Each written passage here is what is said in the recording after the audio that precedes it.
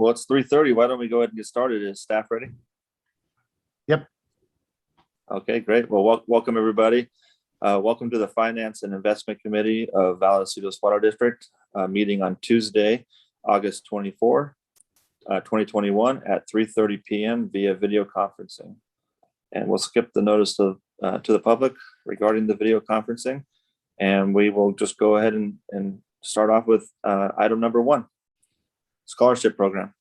Yeah, so at the last meeting on August 18th, Director Hernandez said something about a scholarship program. So I just wanted to kind of initially vet it through the Finance Committee. So I spoke with Director Hernandez, and his idea is he's wondering if the district would want to consider funding some type of a scholarship program. Eligible people would be mostly students heading towards a institution of higher education in a somewhat related field to the things that we do here at Vallecitos. He was at a conference, a CASA conference, and heard some presentation about a similar program, caught his interest, so he brought it up at the meeting. So I just wanted to see if the Finance Committee had any thoughts or any interest before we bring it back to the board for consideration. That's Okay. about it. He threw out the number. He threw out the number like $5,000. What's that? He threw out a number of like $5,000 per scholarship is what he heard at CASA. And I'm sorry for interrupting you there. Yeah, but did he give you any other it was like any other kind of thoughts about like structure or what it might look like? Not really. It's early stages, so we may bring it to the policy committee too. It may be better to vet it there. But just from a timing perspective, we knew this was coming up. We knew it had potential financial implications. Just wanted to throw it here. If the Finance Committee would rather wait to have it run through the policy and then come to the board, that's fine as well. Yeah, I mean, I think obviously when it comes to the financial component of it, I think it's good for the Finance Committee to weigh in, but as far as the actual, if we end up doing something, there's the skeleton of it, I think probably would be better for the policy committee. But Director Boyd-Hodgson, do you have any thoughts? I do. I'm in favor generally of a scholarship for students, and I think and I don't know if you're thinking what I'm thinking, Chris, but I think that this sounds like a great way to add on to the internship program. And it might, I don't know what that program costs.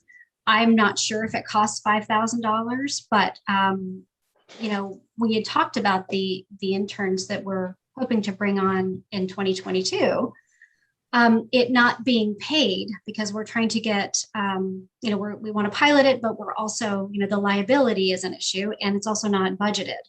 So having, something that we could have going forward, perhaps not this term, or maybe it's separate, but it seems like it's a good fit. Seems like it's a good sort of wraparound. If it turns out that we can't pay our interns because of liability purposes, perhaps we could provide with Palomar College with some scholarship money funds, and they could get funneled into the folks that are, accepted into the program or the people that come on as interns.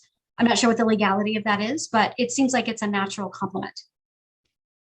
I mentioned to Director Hernandez the intern program. He wasn't aware of it, but he thought there was good synergy between those two programs, a potential scholarship program and an intern program. So unless you guys want to talk about it more, we'll put it on the agenda for the next policy committee, and maybe we can talk about it a little bit more, maybe do a little research before then as well.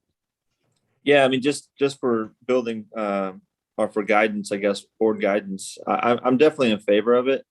I'm not sold yet on a $5,000 scholarship unless there was, there's a couple of different trains of thoughts, right? We could do one big one for 5,000, or we could do 5 1,000s, right? So I'd like to kind of, toss some different ideas around and evaluate different options, but definitely in general, supportive of it for sure. Yeah, whether it's one big scholarship or a bunch of smaller ones, we'd certainly want to cap the district's exposure and commitment to the program. Yep. Okay. And I think there's opportunity to investigate, depends on what kinds of, an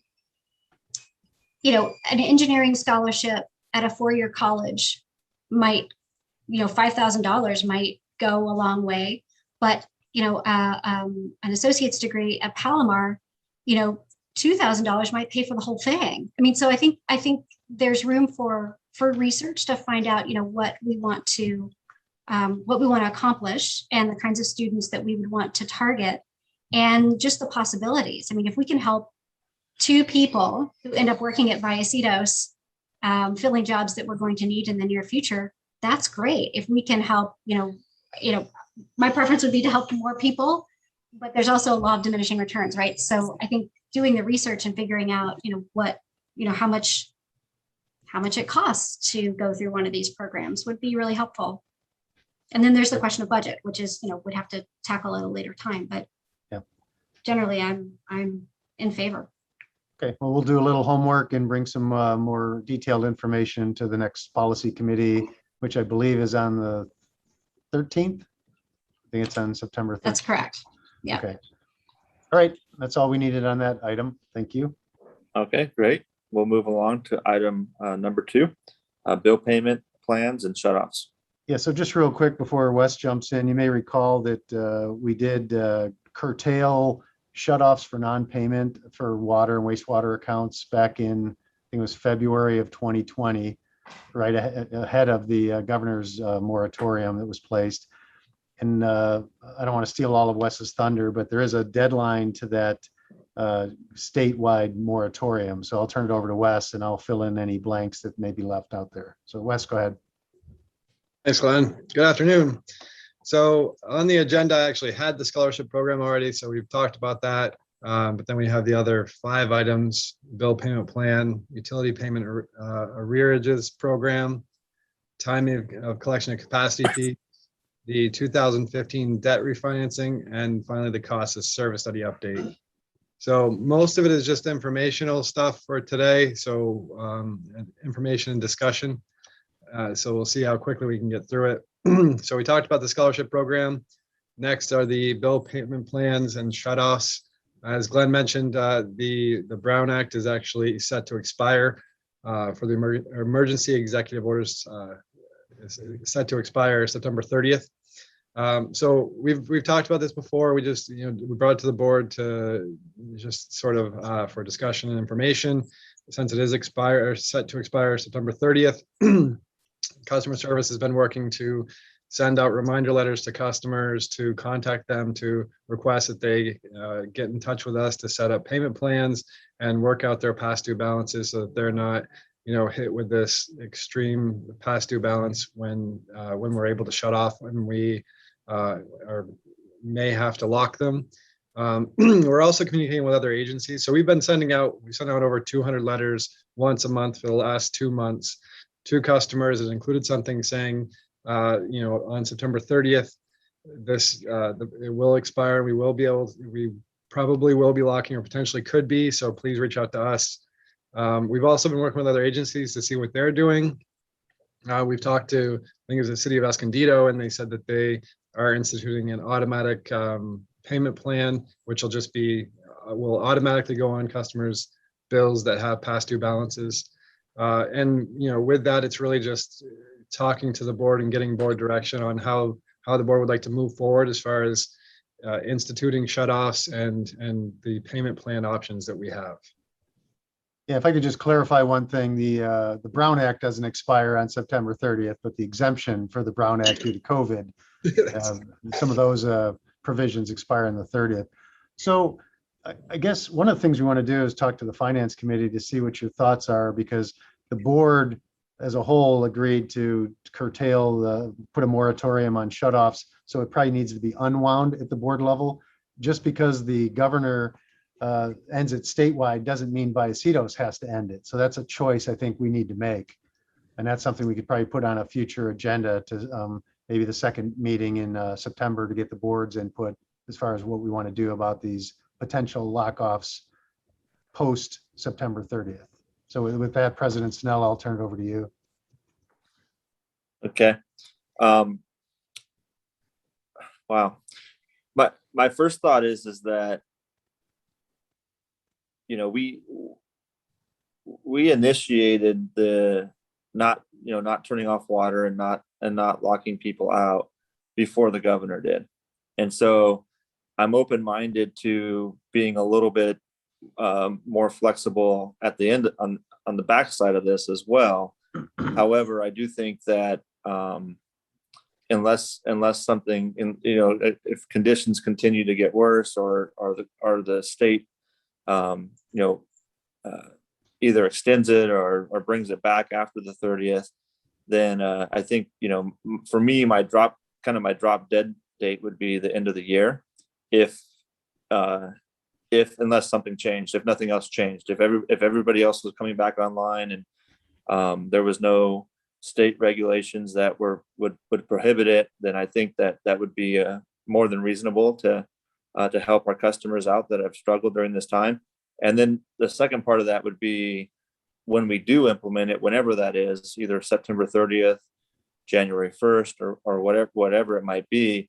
I do like the idea that was mentioned that Escondido's doing from a payment plan standpoint, at least providing that as an option.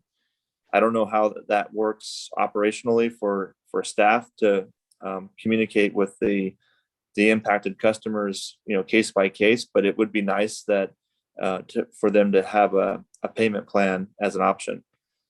I'll open it up to Director Boyd Hodgson if you have any thoughts before I continue. So I would generally agree with that. I think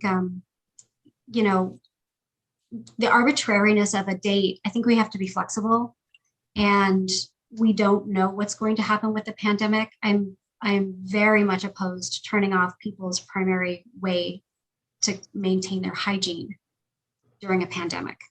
I think that is inappropriate. And I know that we have budgeted and we have done well for ourselves with, during this time. So I think we have to bear that in mind. I think that, the end of the year sounds reasonable, but I do want to make sure that we are flexible because we don't know what's going to happen. We know that cases of the Delta variant are rising. I do also like the idea that Escondido implemented. I'd like to hear more about what other agencies are doing. I know that some have just said, we're going to start implementing shutoffs. I think that's cruel, especially now. And I know that people are struggling. I know that there will always be a certain segment that struggle. But, looking at the email that was sent just a few minutes ago, I'm just trying, I asked a question during the public meeting, if we were locking meters, how many would we be locking? And I think the number was, actually, I don't remember. Was it 225? Yeah, I think it was 165 in 1 year and about 106 or so in the last year. Right. So fiscal year 19 was 165. Fiscal year 20, it would have been 106, and they were not locked because we were not locking meters in at least 20. But if we were locking meters now, what number would we be at? We would have locked 222 in June. Yeah. Okay. So folks are struggling, and it's not an experiment that's scientifically, conducted, but just observationally, we would have had to have locked a number of more meters than in fiscal year 20 and in fiscal year 2019. So people are struggling. I think trying to help them is what we should do. I don't think that I'm not ready to commit to a date just yet. I think we need to be flexible, but I'm not opposed to what President Snell said. I think that we just have to be flexible. And I really feel strongly that we are in the middle of a pandemic. Washing hands is a proven way to prevent the spread. I don't want to reduce the people's ability to wash their hands. Right. Yeah, one thing I would suggest is that we certainly work with those people that respond to us. As Wes mentioned, we're sending out letters, emails, phone calls, whatever we can do. those people that reach out to us, just like we have even pre-pandemic, we work with people to help them pay their bills. It's just difficult when people don't even respond because we don't know their situation. So if the board were to consider going beyond the September 30th date, definitely those people that are, working with us, I can see the exception for those folks. And for those that aren't responding, we'd probably need board direction as to how we want to move forward with that. Yeah, I think it's important to remember that, people respond in different ways. This might not be the only bill that they're behind on. And maybe it's just getting lost in the noise of also the mortgage payment and also the electricity. And also, so, maybe there are different ways to reach out. That's not going to work for everybody. There are people that are just not going to respond. But I think that, thinking creatively about how we continue to reach out to them and, approaching it from a position of good faith and compassion, that there are a lot of people struggling now more than has been in the past couple of years. And, COVID is sort of the elephant in the room. So I imagine, a fair number of those are due to people losing their jobs. We lost 25,000 jobs in North County over the last year. So. Yeah, what's the process, Glenn, when you say that you're reaching out to folks and you're not getting any response at all? Are you reaching out? I'm assuming you're doing that via mail. Yeah, I'll let Wes handle that one. Yeah, so right now it's actually being mailed out as letters, inserts in their bills. So we've created a letter that we're drafting and inserting it in the bill on a monthly basis, saying, you're past due. And the update to the bill has been that the September 30th expiration. So we've added that to the letter to update it. We were reaching out before that and saying, you're past due, please reach out with us. We'd be happy to set you up with a payment program or trying to figure out a way to help you with your bill. But you are giving them some instructions on what. You're not just informing them that the September 30th deadline's coming up. You've actually given them you've requested them to contact us. Yes, and we have, as soon as you're past due, we have a phone call that goes out, says your balance is past due. Please call the district to work out a payment arrangement or to work out a way to pay your bill. So that's been automated. So we have the past due phone call similar to before, when we before we'd lock them, we'd give them 2 phone calls before we'd even send out the 48-hour notice. But now we're sending out letters on top of that. And Director Boyd Hodgson, to one of your points, I realize that there's some people that are so far behind that they don't even bother opening up their bills anymore. So they may not even see the message. So that's why we try to call them. We don't always have the most current phone number. People change, the most common reason is people get rid of their home phone, and that's the number that they put when they establish the account, and we don't have that number. But as it gets closer and closer, when we finally make the decision to lock, we're posting things at the site. So whether we try to get through the mail, we try to email if we have it, phone call if we have it, and ultimately we're putting something at the residence so that they see it. Beyond that, I don't know that there's much more we can do. So, but we try almost everything we can think of. Yeah, and I know that it's a lot of work, and I know that it's a lot of effort, and I'm really glad that we do that. Yeah. Okay, Wes, is there anything more you needed, or this is just kind of an informational for the Finance Committee, because there are going to be financial ramifications, and this will work its way to the board most likely in the second meeting in September. Yeah, and we'll obviously continue to communicate with customers, but we will, I imagine we'll bring it to the board for direction as far as, postponing the lock till the end of the year or whatever the board decides. So the next topic is the Rearage payment program. So Jim Gilpin brought this up at the last board meeting. The California Water Board has a Rearage payment program that they're offering now. And there was a webinar, it was last week on the 19th, I believe. And several of us from the district attended and paid close attention. And the Water Board has approximately $985 million to distribute through this program. And the dates for the eligible past due bills will be March 20th through June, or March 2020 through June 2021. Eligible bills that will be looked at will be for the water services only, so past due bills for water only. They are asking us to break out things like the late fees and to take out wastewater charges. And then no agricultural or irrigation bills will be eligible.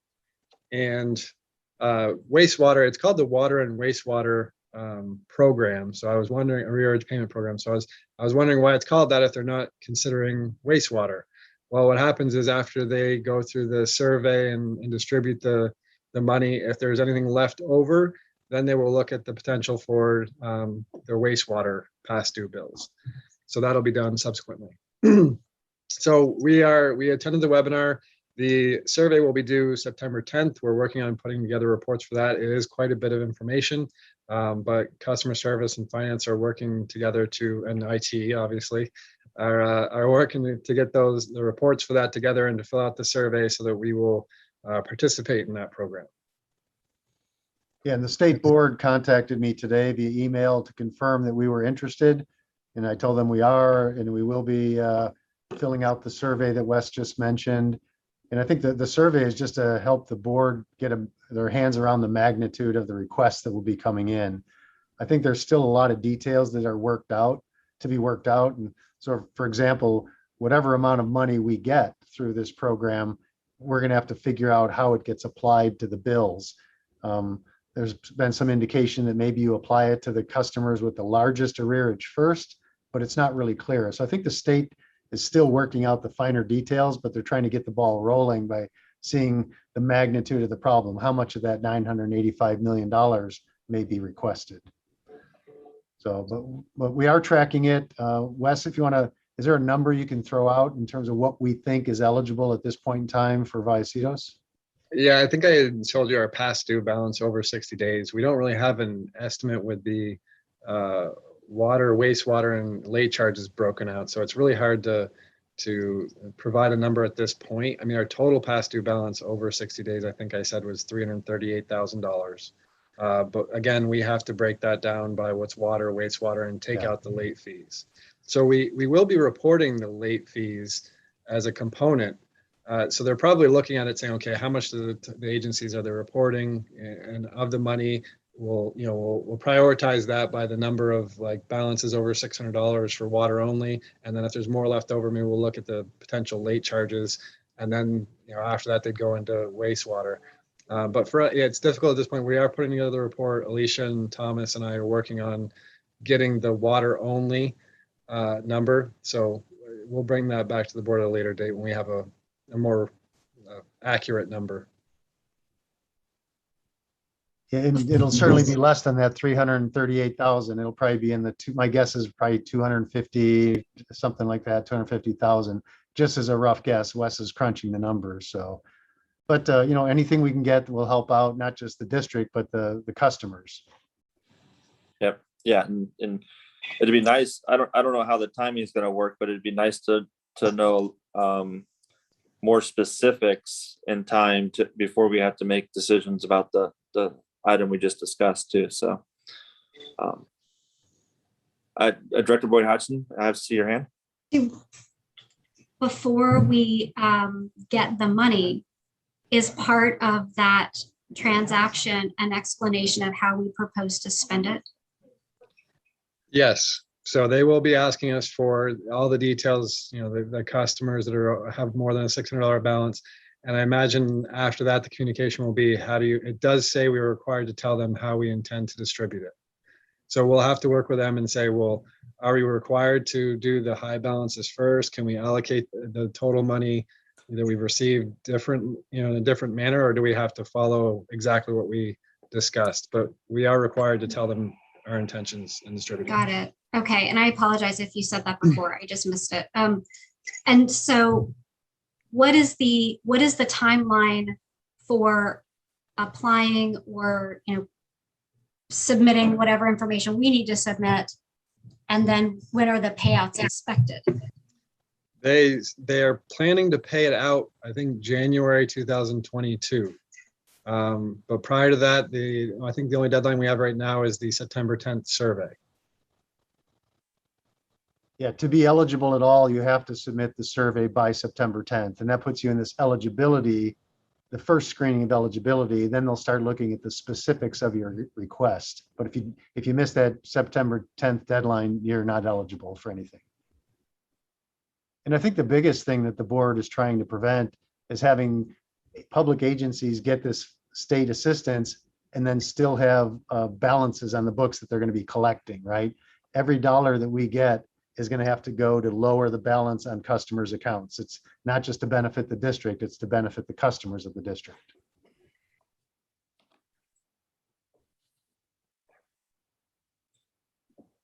Okay. Well, I think it's also just one more point, I know that the discussion is going to come up where, is it fair that some people have their balances excused? Is it fair that some people that don't? But if we are reasonably certain that there are balances that we are never going to collect, it benefits all of our customers to remediate those balances. So I just want to put that out there because we've had several discussions about what's fair and what's not fair. And it does benefit everyone rather than us to, have balances that go and go and go and get higher and higher. So I just want to throw that in there. Okay, so rest assured that we're on top of it. We'll submit the survey by September 10th and we'll continue to track the program and we'll update the board as new information comes in. Great. Well, thank you for attending that call too, You're welcome. or that meeting. So next on the agenda is the capacity fee timing. This was an item that was discussed at the last board meeting as well. And I believe it was in regards to a specific project, but I think Director Boyd Hodgson had requested that we discuss this. So I don't know if she has some discussion points. James, do you remember the project that it was in regards to? Yeah, it was just a standard construction agreement. So what we do on those construction agreements is from comments from a couple years ago, we put down the expected cap fees that we're going to get from a project. So that's why everybody on the board is kind of aware of this project is this relative size and this is these fees that are expected. I believe, and please correct me if I'm wrong, the comment was more along of it'd be nice to know the difference between collecting the cap fees immediately and compared to what is just expected. I think that's was kind of the nature of the comment at the last board meeting.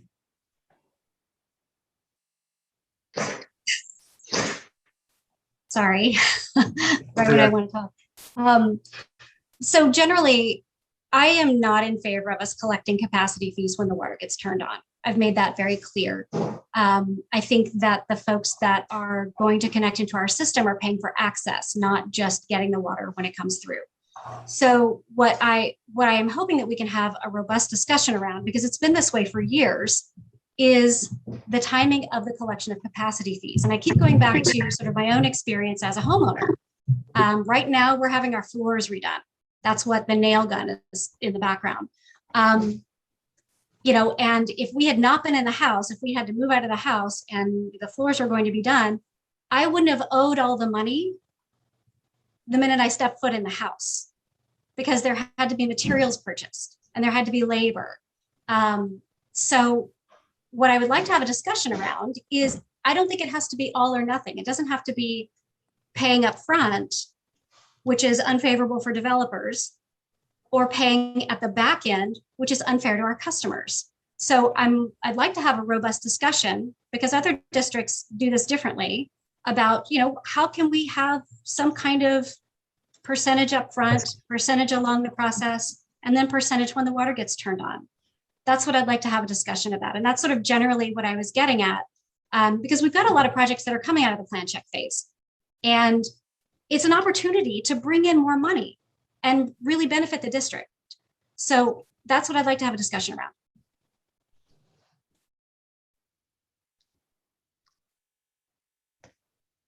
President Sanella, any thoughts or? Yeah, I don't really have strong feelings about it. I think the reason, and I'm trying to recall back in the day when we changed it to our current policy. I'd like to see some analysis. I think the district's probably benefited more financially under the new policy than it did before. So I'd like to see that and make sure that my thoughts about the data is correct.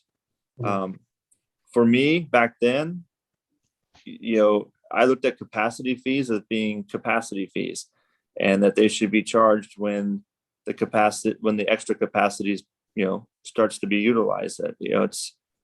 I understand where Director Boyd Hodgins, having done some home improvement projects myself, I understand that you kind of have to pay as you go, and I get it, but I also look at it from my own personal water bill situation. I don't prepay for my water service at home. I use water all month, and then I get a bill based off of both the commodity, the water, but also the fixed charges for the infrastructure to get it to me. So I can see it both ways. And so for me back then, it was a fairness matter. But that doesn't mean that, I wouldn't want to go 100% back to the way it was. I think that would be unfair to the stakeholders. And I do view, anybody who interacts with our district, I see them as our customer.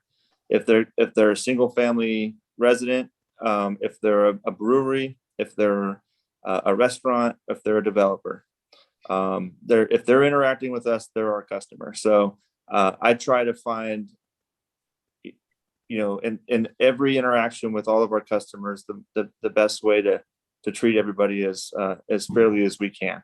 And so that's how I looked at it.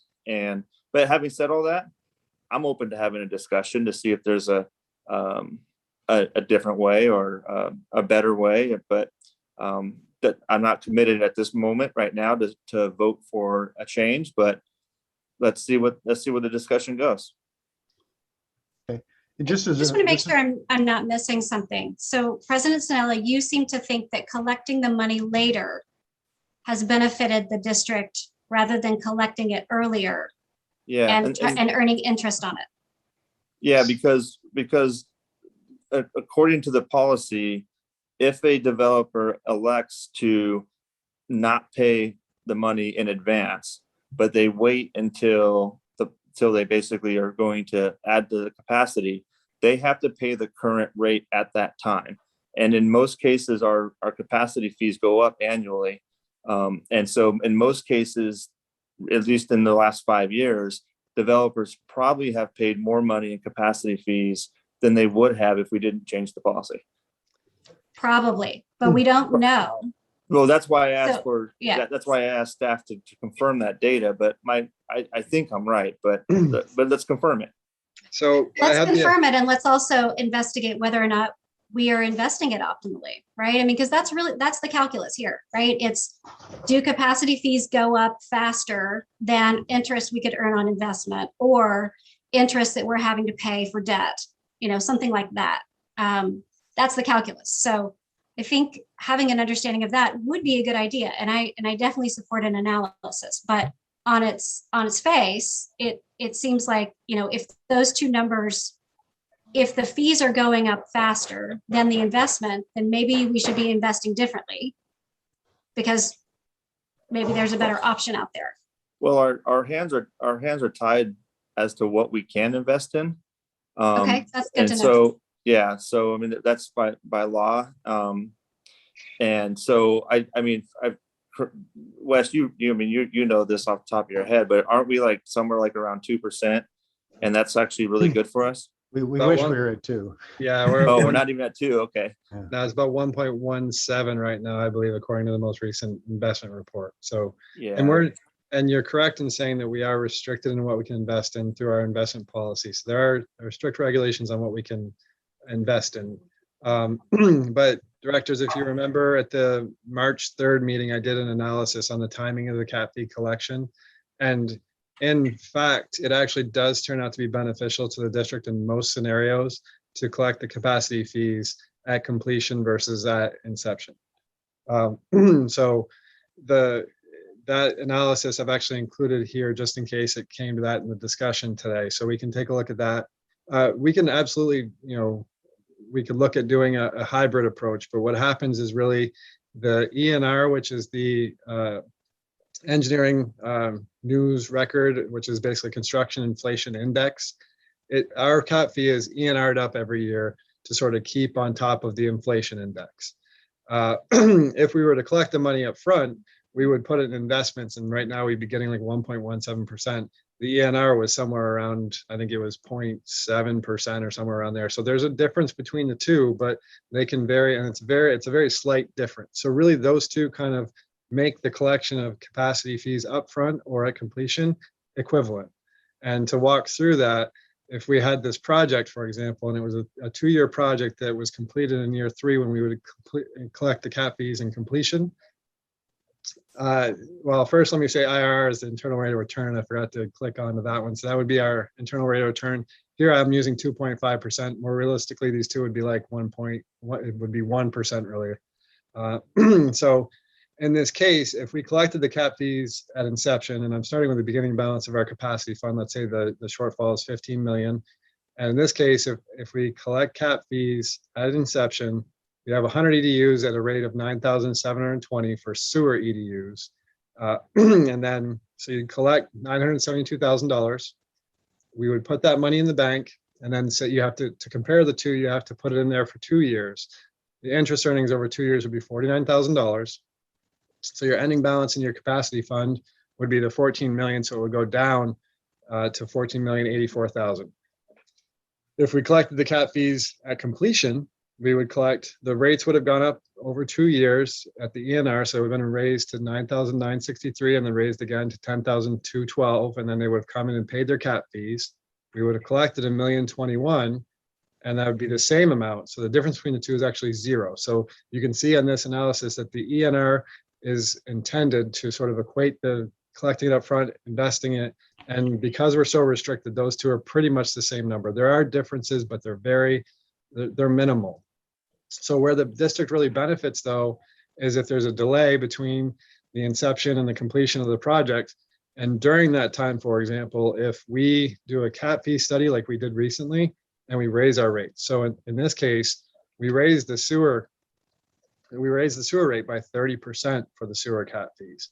So the initial one in the inception collection would stay the same. We'd still collect the 9,720 or 972,000. We'd still get the interest, but then, and so it'd be the same exact, but then for completion, if the developer came in and paid, we would have raised the rates by 30% in that 2-year time period. So if they didn't pay up front, they're going to lose a lot of money because they're going to have to pay $12,986 per EDU. So now they're going to have to pay $1,298,000, and we get $277,000 more at completion versus inception. So this is one example of how it's to our benefit to collect at completion. Another one would be, for example, if we've had several projects that have started, right now they might start and then the developer just abandons it. Like it just says, oh, I don't have the money to do that, or they go bankrupt or whatever happens. Maybe they pay the cap fees up front at inception like we used to have it, and then they abandon the project. Well, 5-10 years later, another developer takes over. The cap fees are now paid. They're paid at the old rate, they're covered. And if they don't change the number of EDUs they need, we have to honor that cap fee. And our cap fee may have gone up significantly since then. And yes, we would have invested it, but if we had raised the cap fee by say 30%, that developer is really benefiting from the fact that they paid, and took over the existing cap fees that were paid at inception. So those are two examples I can think of where it really benefits the district to collect at completion. One example you can think of that might be to our benefit would be actually sort of to our benefit to collect at inception would be if they paid up front and then just abandoned the project completely and it never got worked on. At least in that case, we would have money. So you can say, yeah, at least we'd have the money at that point. But I think that at some point, all of our growth is going to happen. So that may be, to our benefit to collect up front. But and James can, kind of help me out on this one. But would that ever happen where they just abandon it forever? No, I mean, we do have unused capacity that's been over allocated. So a developer comes in and says, this is what I'm going to build. And then that project gets abandoned through the recession, and they come back with a different project that's slightly smaller and doesn't quite utilize all of it. That's really the only case. In general, everything gets developed. I mean, High Point hydrodynamic, which the board may be familiar with, is a perfect example. That was abandoned since basically 2008. They paid the cap fees because at the time the requirement was to pay the cap fees up front. So the district actually collected the cap fees at the old rate, and then we held that money since 2008. New developments going in now, but we're not charging any cap fees because we're honoring, because the cap fees goes with the property. But that being said, the value of the property is enhanced by that. So in other words, when the bank sold the property to the new developer, it was already encumbered. It already had entitlements with water cap fees paid. So obviously the money was exchanged on the private side. In general, if the ENR and the internal rate of return is fairly equal, 1 year is higher than the other, they kind of flip flop. But as Wes saying, they stay close. It's a mathematical break even. And then the years that we have a cap fee study or something to that effect, then that can make a difference, obviously. Yeah, Last time we did a cap fee study. So we did it for the 2018 master plan. I think, I don't remember the exact date. Mike or Wes, you may know, but I think it was finally adopted for January 2020, new cap fees. 2020, yeah. So really, And when it's been in was the effect time since before January that? 2020. And when was the last time before that? The last time before that, we did it 2012. 2012. 2012. So this scenario that you've shown me here, where, and I don't think that that's actually fair. I mean, if we, the scenario here about the 30.3% is a little bit, it's a little bit specious because we don't do cap fee studies, but every now and again. Yep. And I can't imagine that any of our customers, to President Sanella's point, that they're all customers, would be happy with us if we did if we locked some, if somebody said they were going to develop in our area in 2012, and then we hit them, and it wasn't done until 2020, and we hit them all of a sudden with a 30% increase. That's not fair. That's not fair to that customer. But we don't do this. So the 30.3%, we don't do cap fees studies frequently enough for this to actually be an argument. If we were going to start doing that, then I think we would also have to be very careful that we're not raising it 30% each time, because that would be also unfair to those customers. I see what you're saying about the break-even point. And I'm glad to see that. That helps me understand. But I think that if, particularly if those two percentages are not this, if they're not equal, then it does seem like collecting the money earlier, some percentage of the money earlier, to try to guard against abandonment, or guard against having to borrow $15 million. Maybe we would have only had to borrow $13 million, which we're going to have to pay interest on that extra $2 million because we needed $15 million.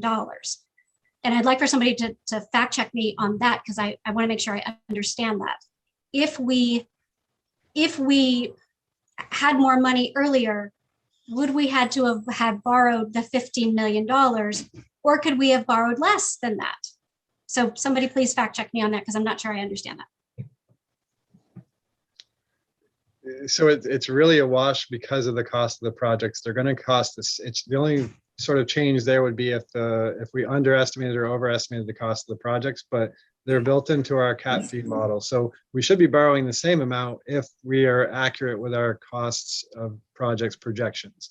The timing of the EDUs, that's another, like, that kind of affects when we collect the money as well. But overall, it's not going to affect the debt issuance. And that's why we do a 5-year plan, is to look out and say, okay, what's our 5-year cost going to be?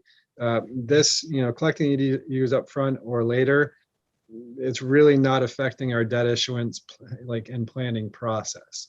I absolutely agree with you that doing the cap fee model in 2012 and doing it again in 2019, that's not how we want to operate going forward. And this is why I think you remember at the capacity fee presentation, we want to be more proactive in the future. We really want to look at cap fees and address them more often, so that we don't do them every 7 years. We do them more frequently, and we don't have to do a 30% rate increase. We want to address cap fees, I would say at a maximum every 5 years, but we've even started looking at the cap fee model since 2020, to make sure that the cap fees are accurate. So it would be a reasonable scenario, because if we do it every 5 years or less, then this could likely happen, I would think. But no, it shouldn't affect the amount of the debt that we issue, because that's really part of our 5-year planning process. The EDUs and amount collected isn't going to be significant enough to say that we really have to collect more. And real quick, I wanted to add something real quick. Just remember, at the end, this is a zero-sum game. So in this scenario, Wes, where you said that we were collecting 277,000 more, if that was truly the case, when we do our next cap fee study, the cap fee would actually decrease, because you would take that 277 and say we over collected. And I don't really like using the word over collected, but that would reduce the numerator for the next one. For the next time. So even if we earn like 100% interest, let's just go crazy, we earned 100% interest, that revenue, additional revenue, would offset the future cap fee. And that's all put into the model. So like Wes was saying, we do want to do this every 4 or 5 years to reincorporate all the new numbers, but it is a zero-sum game. And I just kind of wanted to say that. And Mike Arthur, over collecting is an okay term. I always tell the developers when they're very mad at me when I'm collecting their fees, hey, I promise you, I'm doing everything in my power to make sure I don't over collect or under collect. I'm appropriately collecting. So. Yeah, and if we were to say we had to issue because there was a timing issue with the EDUs, we issued debt now because of that. Later on, we would issue less debt when more EDUs came in. So even if we did more or less at a time, again, it's going to be a zero-sum game with the cap fee model. So yeah. I think that was my point though, Wes, that we would have issued less debt, right? If we would have had more money. Right? Potentially you might have looked at, but I don't, because it's a 5-year plan. So you're really saying, $28 million. Would I have gone down to $26 million or 25 potentially if we had collected $3 million now? Maybe. But if we, but then you also have less future revenue to pay off the lower amount of bonds because you collected some of the cap fees earlier on. Yeah, because it's more of an outward looking, and it's hard to. I don't know that I don't know that it really would have affected it, to be honest. I can kind of talk about why some of the changes were made back in the recession. The way the banks started loaning. It doesn't mean it's still this way, but during the recession at the time, the banks started changing the way they loan money to developers. So it's similar to our debt issuance. A lot of developers, they get loans from the banks to build their projects. And pre-recession, they would just get a big chunk of money, and they just had the money to, pay all the fees, do the grading, put the sticks up, build a house, do whatever they needed to do. During the recession, the money kind of dried up. Obviously, the banks weren't sending out loans. So when development started moving forward again, the banks started giving out loans very slowly. We'll give you the loan, enough money just to do this portion of work, just to do that portion of work. And the Building Industry Association, which represents developers, brought this up, not to us, but to a lot of agencies. And Vallecitos actually had some meetings with representatives that actually issue a loan, some of the banking structures, and they kind of verified that. That was, at the time, that was a thought pattern. It doesn't mean it's that way now. I actually don't know how it is now, but that was kind of the history of it. And then along with kind of your lines, the communication of, for a robust conversation, I'm working with General Manager Prum to put together a master plan presentation. Because really, we talk a lot about the cap fees and the cap fee study, but the foundational document of that is the master plan. And that gives you not only the timing of the growth, the projects that basically make up the cap fees that are the foundation for the cap fee study. And the master plan itself has a bunch of rules, regulations, and inputs that we have to follow to make it defendable. So, one of the things that, as Wes was alluding to, if we under collect now and projects move forward, it may change the 5-year look ahead, but all the growth is going to happen. It's just whether the timing of it, we could be, if you take a 2 or 3 year snapshot, you could be off. But what we're doing is we're doing a 20-year plan. And I would also add that resolution 1441 that kind of delayed when the cap fees are collected it says it shall be no later than occupancy. Developers it's allowable for them to pay as early in the process if they want. And when we do a cap fee study, it's a very public process. So the developers know what's going on. So if they get the sense there's going to be a 30% increase in rates, they're welcome to come in and pay at the lower rate before the rate increase comes into play. Yeah, Sure. actually, the hospital would decide to pay all their cap fees early. So they end up Yeah. paying at least all their sewer cap fees. They end up paying that ahead of time before they're obviously they're still building the new Kaiser Hospital. Yeah, they might have known that we were about to do another cap fee. Sure, they want to Study. hedge their Right, I mean, bets. And I think that's worth noting. And I'm glad, Mr. Gompel, you brought up the Building Industry Association. You know, I am beholden to the people that elected me. They are also our customers. I did not take money from the Building Industry Association for my campaign. Not all of us can say that. The Building Industry Association was key in the change of this policy. And we have not done a cap fee study for a long time. And it's benefited them and anybody else that developed with us for a long time. So I think it is time that we get back to a process so that we can understand this process regularly so that no one is hit with a 30% increase, because again, that would not be fair either. But let's make sure that we are making policy that is truly benefiting the district and that we can, you know, that we can make that our policies pass the laugh test. First off, that's insulting. But second, I thought we just spent the last 15 minutes just clearly establishing that this policy did benefit the district and all of our customers. And so I'm not sure if I didn't hear the same thing that Director Boyd Hodgson just heard over the last 15 minutes, but I didn't hear anything that would raise any alarms that there was any significant concerns with the current policy, nor did I hear anything that suggested in any way, shape, or form that developers have benefited from this. Am I wrong? Well, I think we heard that developers have the opportunity to pay as they go or pay when they want to. And you know, the data are the data. And if it's six in one hand, half dozen in the other, which I see these numbers, but I also know that we are not doing studies as we should, then I'm willing to be satisfied with the six in one hand, half dozen in the other.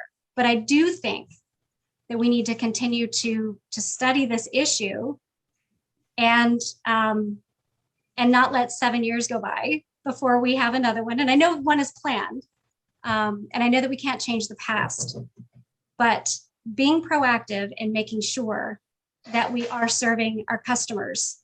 And, you know, to my mind, those are the people that elected me, in a fair way is what I'm advocating for.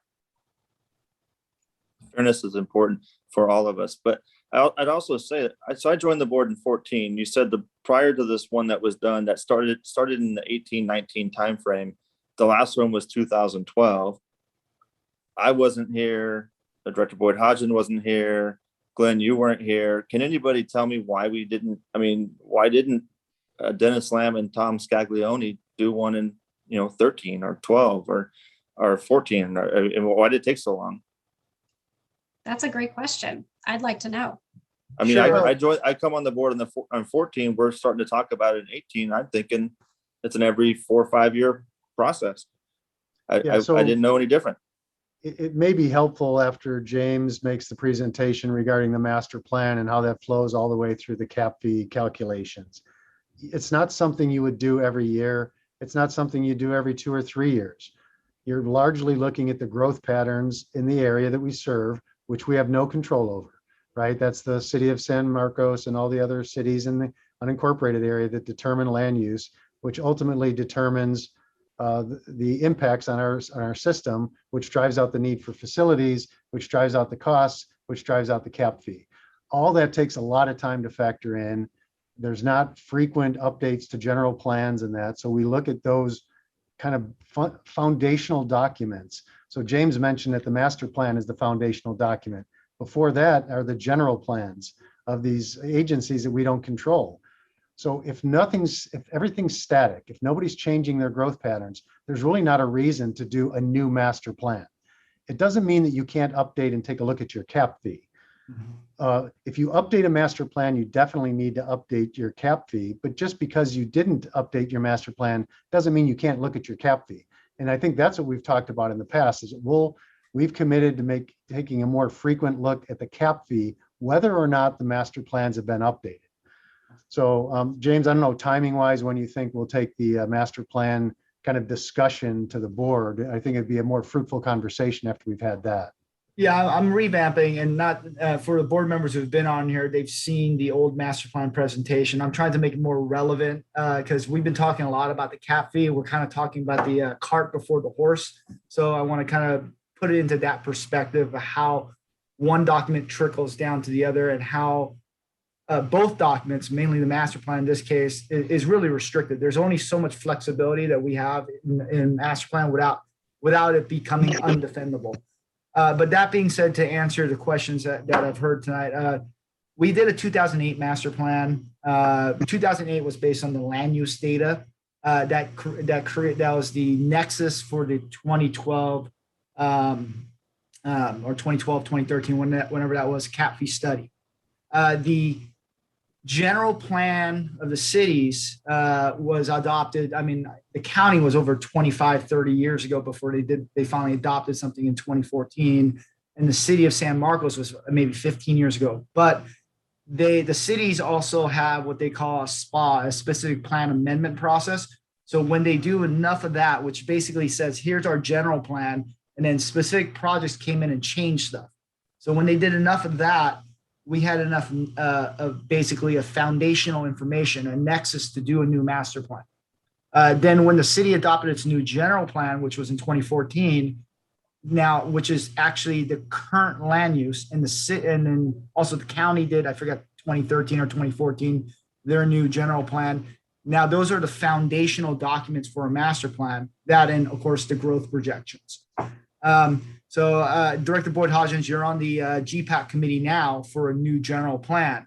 So what the staff here is waiting for was when that new general plan goes through, because the city hasn't been making major adoptions or changes in their SPA process ever since they adopted the 2014 master plan. So in other words, I think like Ms. Martin's asked, why aren't we doing a new master plan? And my answer has always been, we can do one, but the foundational document, which is pre-census data from growth, and the city's general plan hasn't changed. So we'll end up having the same projects. We'll spend 2 years doing it, about $1 million of ratepayer money, and we'll end up having the same projects as our current cap fee study and our current master plan, which means nothing much will change. Timing will change, but the projects won't. And the foundation of that cap fee study is the projects. Those are the triggers that are really going to happen. And it just takes a couple of them. So new census data comes out. Staff is going to look at it. Is it significantly different than what we have assumed in our master plan? Growth numbers and the timing of the growth. New general plan comes out, which is still 2 years away, I believe. We're going to have to look at that to say, what's the difference between what we have adopted in our master plan and what is being planned by the land use agency. And then with those two things together, there's probably going to be significant enough differences that we have to do a master plan. So ideally, and I had this discussion with General Manager Prum, if we were to start a new master plan today, it'd take us about 2 years to do what we call an amended or supplemental master plan, not a full new one, because there's no new information. And then by the time we're adopting it, the city's new general plan would be out, which means we'd have to start over most likely and spend another 2 years to do the document. So in a long way to answer General Prum's question, it's really, we're waiting on that GPAC. We're waiting on that new, the housing element to be adopted by the city of San Marcos, and the new general plan, at least to be in a form that's gone through enough public scrutiny through the environmental and CEQA process that we have a foundational document. Because we cannot put anything in our master plan that, from a land use perspective, that's not adopted by the land use agency without it becoming undefendable. So we just can't do it. But, it's basically, we'd be going out on a limb saying you're going to develop housing here, and we'd be growth inducing if that wasn't the case, which we cannot do. Okay, thank you for that explanation. And I appreciate it. And I know that there's a lot of work. I know this is complicated and there's a lot of moving parts. I have to be satisfied that we are acting in the best interest of our customers. And I am accountable to the people who elected me, those customers. So you all know I am fair-minded, and I want you all to show me that we are. So that's why I keep asking. It is a bad look if we have, and I'm not saying anyone on this call, I'm talking about my predecessor. If we have someone giving to campaigns and then all of a sudden policies are made to benefit those same people, it's a bad look. It's a bad look for all of us. So I want to just make sure that we are acting in a way that is in the best interest of our financial viability here. That's why I'm on this committee, and for our customers, our the folks that pay their bill.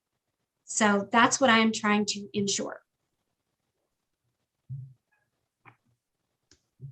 And that's admirable. I think we're all with you, Director Boyd Hodgson. But it may be, in politics, a bad look can be spun. It can be manufactured. I think we got to, as board members, stick to the facts. And today it's become evidently clear that while the current policy may provide developers a little extra flexibility, it is not detrimental in any way, shape, or form financially for the district. And in fact, I think it was proven and stated that the policy itself may have actually benefited the district overall, economically, financially. And those are the facts. You can't argue the facts. You can have people out there who want to spin something politically all they want, but if we stick to the facts, then I think we'll be pretty comfortable with our policy. I agree with that. And I think we should also enable our customers the same flexibility. Well, we are. That was the first three items that we talked about today. Sure. Was all about flexibility. I'm for our reinforcing it. customers. Yep. Agreed. And as far as Glenn, I'm working on that presentation. I'm hoping to bring it to either committee or board, or hopefully in October. Yeah, so I don't know if it makes, I guess I'm looking at to the two finance committee members to see, does it make sense bringing this timing of the collection of the capacity fee item to the board before the board has heard the broader discussion about master plan and cap fee development? Because staff will keep referring to a document or a process that maybe the board isn't comfortable with. So my recommendation would be that this item number 4 be brought to the board shortly on the heels of the master plan, master plan presentation that James is going to make. I'll take that recommendation. Okay. I think that makes sense. So just to clarify, you mean bring it to the full board as both, right, at the same time? Well, either the same night or shortly on the heels of. So we want to do the master plan first, whether it's on the same night or in the meeting before. We'll have to talk about that. Okay, I'm good with that. Okay. So Move on to item 5. Well, if I could add, I'd like to add one thing to this topic to kind of switch back, because we talked about the amount of debt and I didn't really have a solid answer, but thinking about it during the conversation, debt's issued based on the cost of projects. So when we issue the debt, we have to actually list the projects that are being reimbursed or the money is going to be spent on. So it wouldn't have changed the amount of debt we've issued because we issued it based on the cost of those projects. The collection of the EDUs is intended to pay the debt service typically in the future or reimburse the district for debt service. So the collection, the timing of the collection of EDUs doesn't affect the amount of debt that we're going to issue. Because the interceptor costs what it costs. We issued enough debt to cover the cost of the interceptor, and like the Las Posas line replacement, those project costs are what we issued debt to cover. And we have to actually report that to show, to keep our tax exempt status, that we only issued debt to cover costs of projects. It's not based on the amount of cash that we have, but the cost of the projects. I hope that makes sense. It does. And I just want to make sure that I understand. So the amount of debt that we also issued was for projects that were completed, not future projects. A portion of it was for historical projects that were covered by past reimbursement resolutions, yes. But some of it is for future projects. Correct. So if we would have had the money for the future projects, even if they're ongoing, we wouldn't have had to issue as much debt. Because they're growth projects, it still would have been in the capacity view model to issue debt to pay for those projects. So we still would have identified them as projects, and that the EDUs collected would have later been used to pay for the debt service costs. The current capacity model has 100% of the future projects. And Mike, correct me if I'm wrong here, please, is paid for by debt issuance. Right. So we identify the projects, we issue debt to pay for the projects, and then we collect the EDUs to pay for the debt service. It's kind of like a big circle. I think I did like a analogy once of that, where we had an $8 million project, we issued debt to pay for it, and then the EDUs came in to pay for the debt service. That's the short answer of why it wouldn't have changed. And I think you did say this, the EDUs cover the project plus the debt service. They basically reimburse for the debt service cost. Okay, I think that's really, really important. And I think that you probably have to say that again, but I think that that is the important part of this, which is when we have folks in the community that are undermining this story or have a different version of the story. I think what you just said is really important, that it's not padding, it's just an estimate to cover the debt issuance, assuming that we would have had to issue debt. Is that right? Did I get that right? Did I explain it right? Okay, I think that's really important. And I think that's worth repeating frequently and often. Yeah. The main critic of this fully understands this. We've explained it to him and he just chooses not to understand it or believe it. But and that's okay, because I didn't fully understand it. And I'm guessing that there are people in the community that don't also. But I think what you just said is a really important point. So thank you for making that point. And I think that having a way to say that succinctly so that people who aren't in it all the time can understand it is a really good idea. Absolutely. And I think that because there's misunderstanding, I'll just leave it at that. I'm not going to get into people's intentions, but because there's misunderstanding out there, as board members, who have our own public platforms to communicate with our constituents, now that we understand all of the information, it's incumbent on us to almost correct the record, if you will, because there are some people, there's really one person, but they're spreading the misinformation to other people who don't have the benefit that we have to sit on a Zoom with our financial experts at the district and learn the facts. So we could be their voice and help them understand. ready for item 5? I'm ready now. All right. President This- Sanella, you ready for us to move on? Okay, go ahead, Wes. He might have froze. Mike, President Sanella, are you with us? Oh, can you hear me? Okay. Yeah, Oh, we there you can now. Yeah, you're, Did you just hear my whole thing about public relations and outreach? yeah, we heard, well, we think we heard the whole thing, but then you kind of froze up and Uh-oh. are you? No, I think we heard it. I think we I got think it. so too. Okay. Are you ready Cool. for us to move on to item 5? Yes. Okay, Okay, so the next topic on the agenda is the 2015 debt refinancing.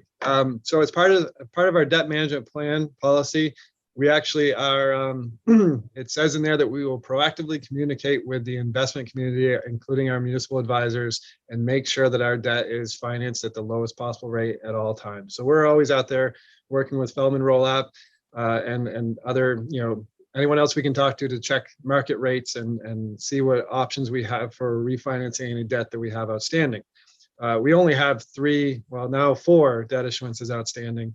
2 of them are private placement loans that have extremely low rates. So, refunding them is really not wouldn't be beneficial to the district. One of them's at 1.98% and the other one's at less than 1%. But the 2015 debt is currently at a 5% interest rate. So we're always looking at if there's a way to refund it and refinance it. Where it gets a little tricky is that it's a tax exempt debt issuance, and tax exempt debt issuances are bonds that are issued to the market, and they're callable typically after a 10-year period. So it becomes the most opportune time to refund them during that call period when they're callable. That's why they kind of say it gives the district an option to go out there and refund and refinance those bonds. So our 2015 is really not callable until 2025, but we're still talking about ways we can potentially refund it, and we currently have two options. So they're callable in 2025, and two options we would have currently that we looked at are a taxable advance refunding. So what that is because they're not callable for about 5 years, 4 to 5 years in 2025.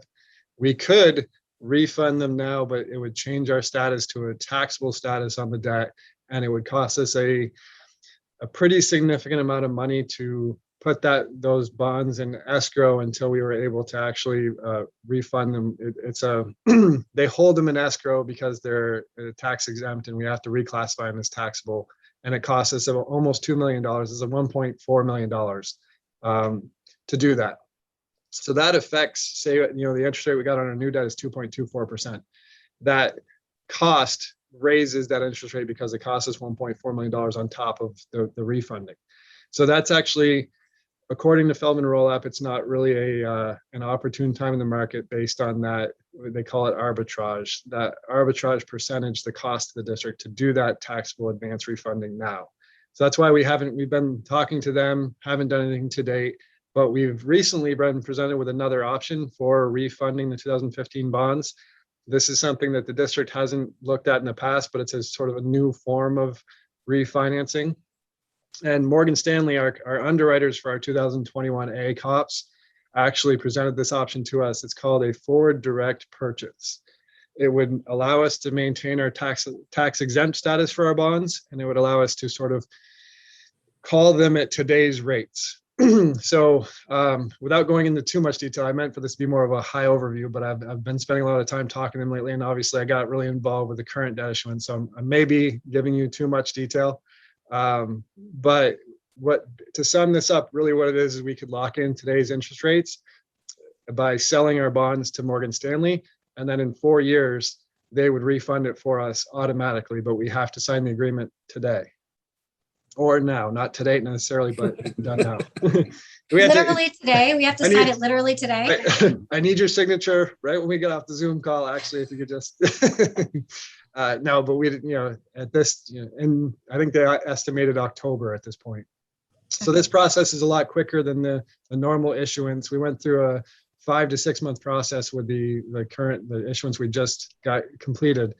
This process is about a 2 month process. We wouldn't have to do the official statement. There's a lot of other steps we wouldn't have to take to do it.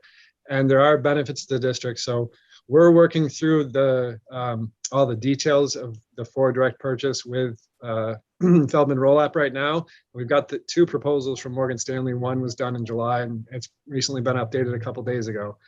So we're looking at the benefits of the district, and I just wanted to bring it to the committee to let you know that we're looking at this option. So you may hear more about it in the future as far as the exact details. I mean, currently they're estimating we might be able to do a direct purchase at 2.5%, which in effect would allow us to lock in 2.5% interest in 4 years. So unless we thought the interest rates were going to be lower than 2.5% in 2025, it would prove to be beneficial to the district to lock it in now. Another detail is we continue to pay our existing debt service, so it doesn't change anything until we get to about April 2025. So this is what it looks like from an illustrative timeline. This is from their proposal. They would price it today, price it July, and now it's actually changed to 2 months from now, but they price it today and say, okay, we can lock you in at 2.5%. On April, which is 3 months before our bonds would normally be callable, we would settle the refunding with them, and then that would complete the process.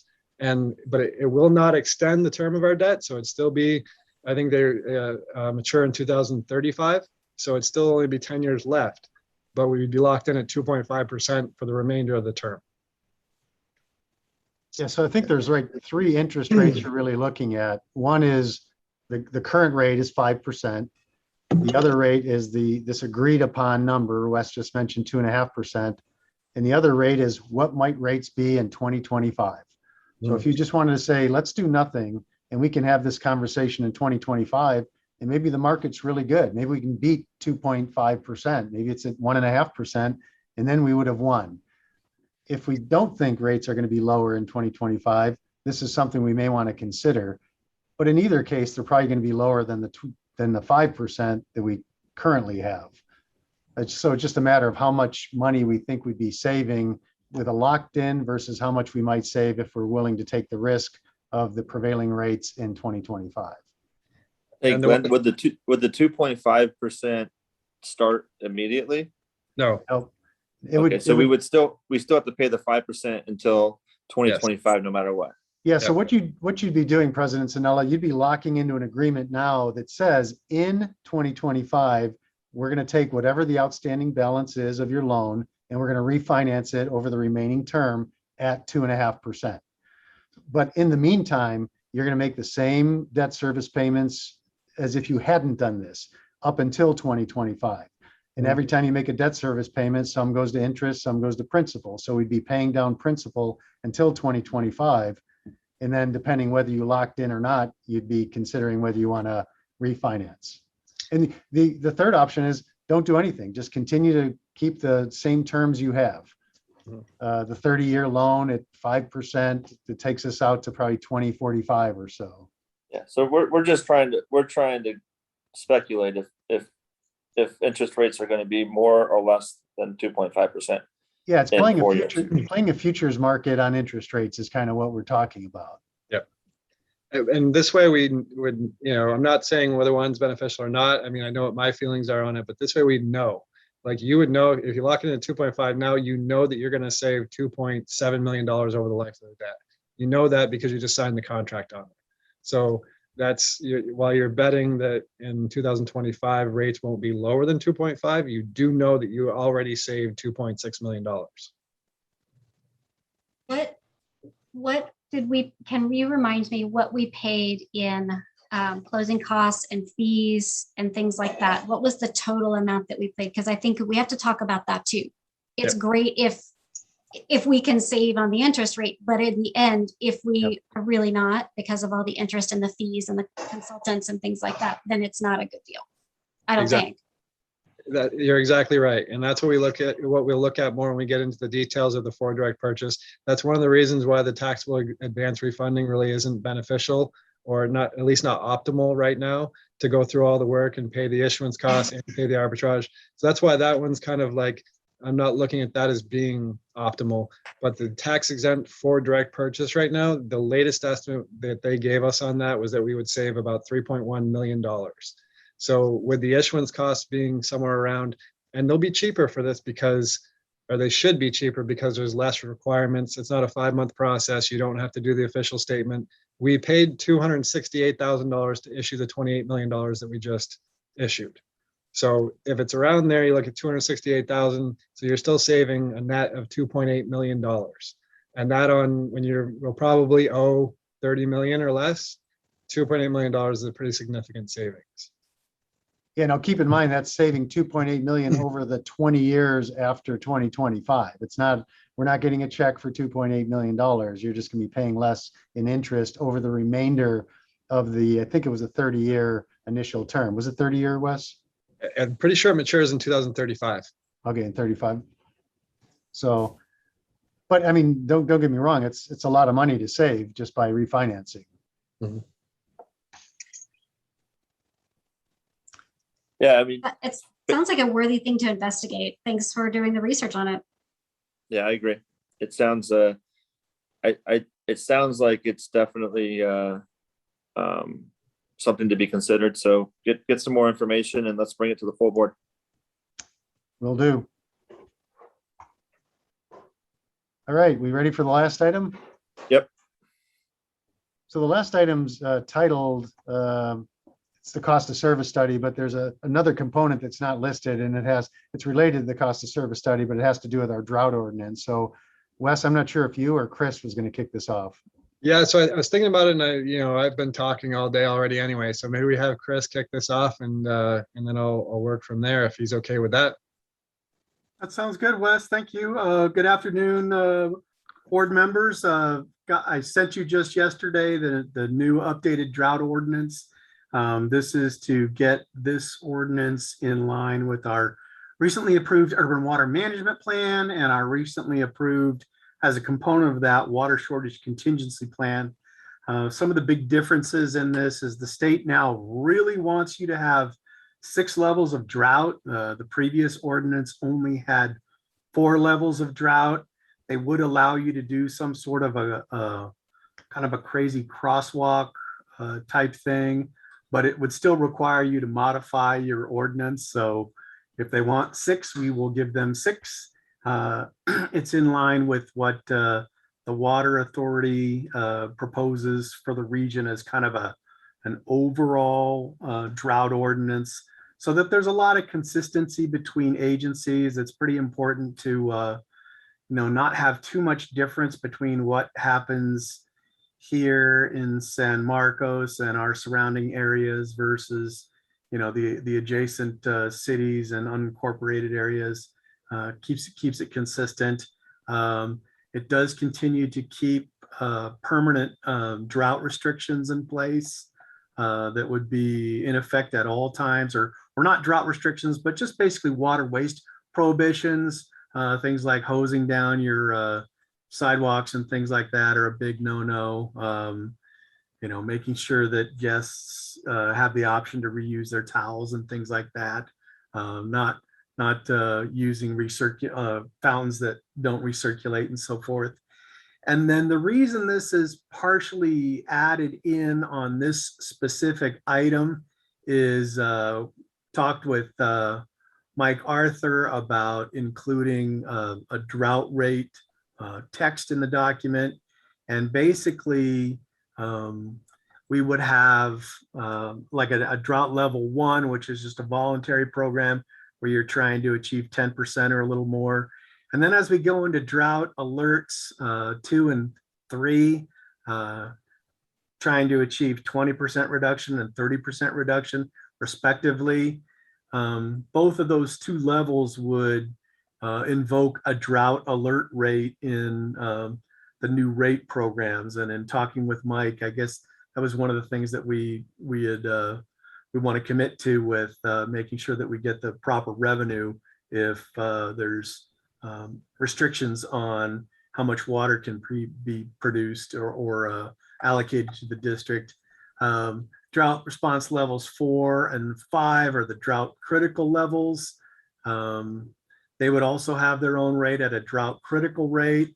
And then there's that last level 6 drought emergency, and that one would have its own rate. So if I can hold up my hand, the 6 drought rates, the one of them has the 6 drought levels. One of them is voluntary, and then 2 of them would have a drought rate that goes with it. The other 2 would have a drought rate that go with it, and then the biggest, most extreme drought emergency would also have a drought rate with it. So it looks like I'm giving you the Spock, Mr. Spock hand signal there, but basically just 3 different drought rates that would be invoked if the board invoked these drought levels. And I'd like to bring this obviously to this committee, and then would like to take it to the P3 committee next month, and then probably get it to before the board of directors, full board of directors in October. I have the feeling there will be efforts within the region to maybe invoke some of the voluntary drought measures, and I would like us to be prepared to follow suit in October if that does happen. Yeah, and I think it's okay to do a drought ordinance without redoing your rates, but you can't do your rates and have drought rates without doing this ordinance. So having the ordinance is a really important first step. And we really do need to think about moving the cost of service study forward to factor in these droughts, these potential financial impacts of drought. General Manager Purim, I didn't mention, I left the violations and the penalties just the way they were, with the fines at 100 for the first violation, 200 for the second, and then 500 for additional violations. I can tell both board members that I believe I've only fined somebody, two different entities, probably one time for $100. And similarly, where I work with the customer and try to get them to resolve the problem. But if they continuously do not respond, that's when the fines get invoked.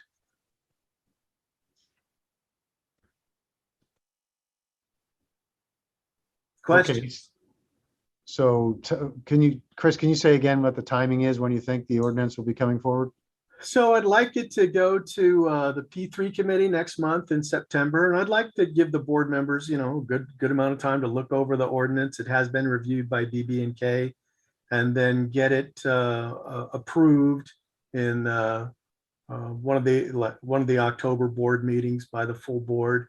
And I'm trying to look into a crystal ball like everybody else, but I think we will. There may be efforts within the region to go to level 1 voluntary type conservation drought ordinances sometime in the late summer or fall. That's just my guess. And to get to these successively higher drought levels, it does take a board action. So the board would meet and declare a level 3, a level 4, whatever number it is. It's nothing. I think maybe at the lower level, I may have the authority at the very bottom levels, but anything beyond that requires the board approval. That's correct, General Manager. I kept it the same as the previous ordinance, where the voluntary one can be invoked by the general manager, but then higher levels with these mandatory reductions would be at the board's direction. I have a hand up, Director Boyd Hodgson. Yeah, thank you. I have a question, and maybe it's something that we're going to have to address later on. The messaging that's been coming out of Metropolitan is that we are well positioned, the San Diego Water Authority, we are well positioned to weather this drought. And that can mean a number of things, but I think folks have interpreted it to mean that we are not going to have to implement a lot of austerity measures. So what are we thinking about ways to talk more nuanced about that, so that when the customers are, if we do have to go down the path of implementing more sort of restrictive measures, that we're prepared to answer those questions? And I think getting a new ordinance on the books is a good way to start those discussions with our customers, to point out that, hey, there is a new ordinance on the books that has been approved by the district, and good for customers to familiarize themselves with it. And here are the multiple tiers and levels, and we are positioned well, but we also don't want to be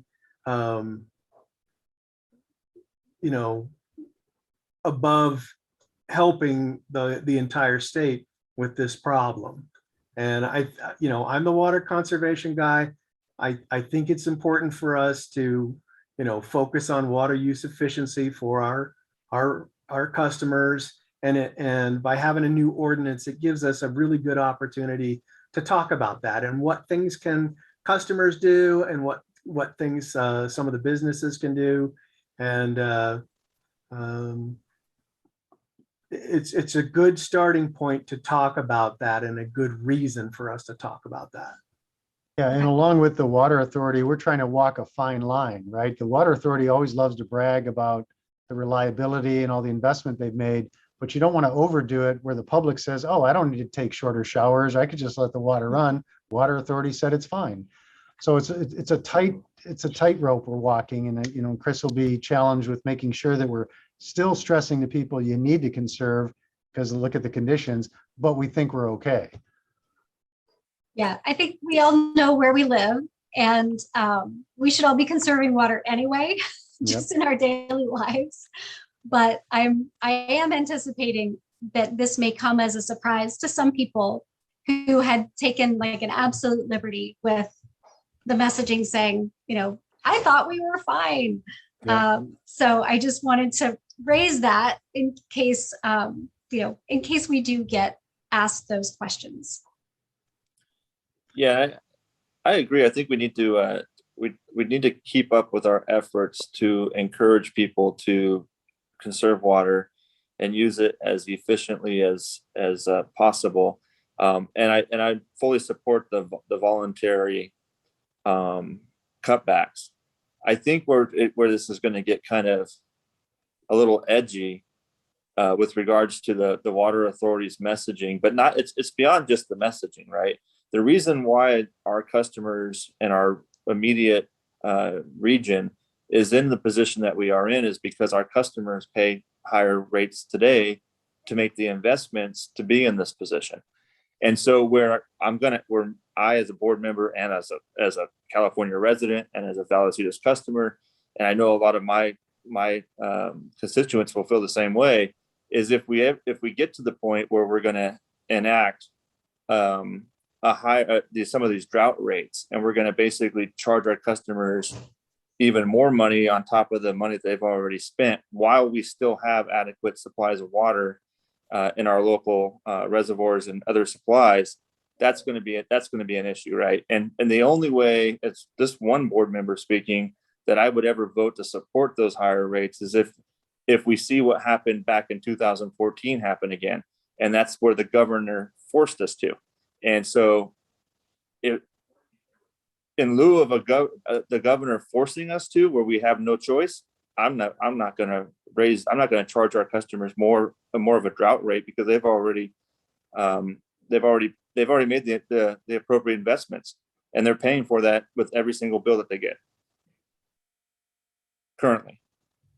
Not going to hit them with a double whammy if we have plenty of water locally.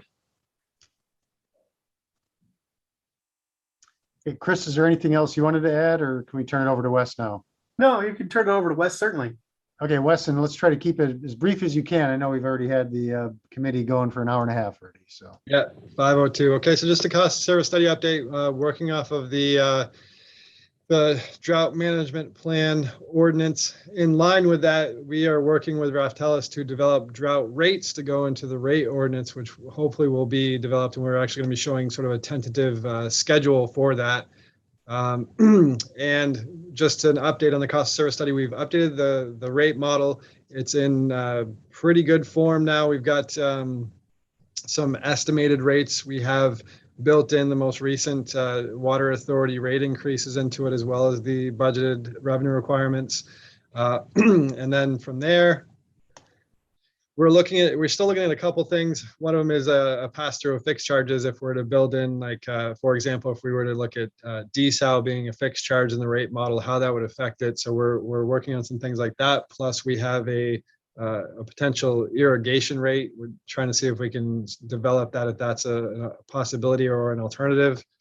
And then Raftellus is currently drafting a preliminary report now to be used in conjunction with the rate model. So once we start going through the process, bring it to the board, we will have that report ready to towards the end of the process.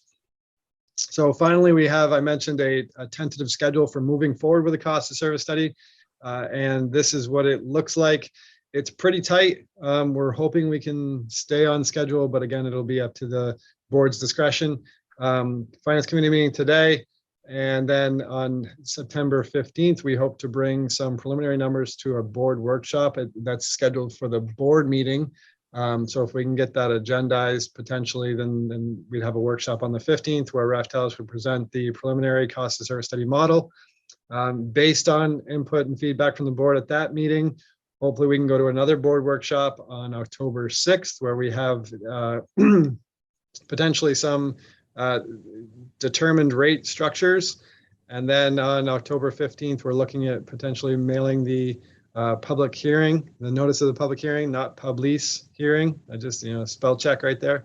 And then on December 1st, we would have the public hearing in order for new rates to be in effect on January 1st, 2022. That's where we're at with the cost of service study. If you have any questions, I kept it in 2 minutes or less. Yeah, and keep in mind that we have held off on this because of COVID. This is something that was probably about a year ago. We were moving forward, and because of the uncertainties of COVID, we held off on certain things. But as you can well understand, we can't keep the current rate structure in effect forever. So we're taking a deep look to see what should the rate structure look like. And a cost of service study doesn't necessarily mean everybody's rates are going up. It's taking a look at the revenue you need and how to fairly allocate it consistent with Proposition 218. And then the results are what they are. And the board will be given opportunities to look and say, could we mitigate rate increases by drawing on reserves one time for a short-term basis? Those will all be options that will be factored in as we go through this workshop process. I have a question. I know that this is a lengthy process. It requires a lot of folks working on it and a lot of research. December timeframe, though, is really tough to get public participation. And I imagine, you know, we have limited participation about a lot of things that we do, but rate increases are one of the things that we get a lot of participation around. And I'm wondering, is it possible, you know, and I know towards the end of the year with Thanksgiving and then the holidays, it's tough, but is it possible to move that up to November? Because, you know, December people have just started kind of checking out just generally, and especially after having a tough couple of years. So I wonder if it's possible to move it up. So we have the requirement for the public hearing notice. It has to be mailed 45 days before the public hearing. So it would be, we'd have to move the public hearing mailing probably prior to the board workshop on the 6th. So it makes it difficult for that timeline. That's why we have it in December, because it gives us that 45 days. Can it be pushed out to January? So yeah, one thing we could do, and we've done this in the past, is we could potentially delay the rate model implementation until, say, February 1st, 2022, which would give us an additional month for the public hearing. Why would it have to be February 1st? Why couldn't it be, you know, I'm just picking a date, but January 10th? It's just a lot easier billing wise to just be. Oh, I got you from a bill. Okay. But we could do, I mean, we could certainly make that accommodation if needed. No, I mean, I know that we as board members throw a lot of stuff towards the staff, so I don't want to make it any more complicated than it has to be. And we can have conversations about further refining the schedule at the first board workshop. So we don't need specific direction today. So that's all I have for today. Okay, Great. that was a lot of information in one. Yeah, that was a good productive meeting. Does anybody have any closing thoughts? My last thought about this particular timeline is that if we were able to push it out to February, then it would decrease the amount of pressure on staff to get it done quickly. But at the end of the year, we've also talked about potentially relief money coming through. You know, the expiration, you know, if we extend the stop, you know, the no stop, the cutoffs, thank you.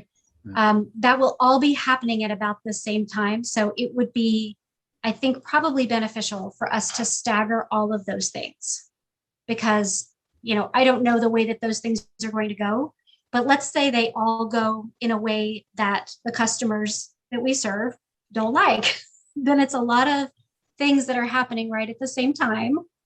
And I think that it would just be a better, I think it would be helpful to our customers if we could stagger this a little bit. So it might benefit, you know, we might have more information at the end of the year about the cutoffs, about the relief, and it might be easier if we do end up raising rates. It might be less difficult for some of our customers. Yeah, I support, I mean, February 1st is fine for me. I'm in no rush, so. We're gonna tell our consultants January 1st though, because we still want to keep the pressure on them. That's right. Yeah. Oh, yeah, you guys, we just give the direction. You guys run the show.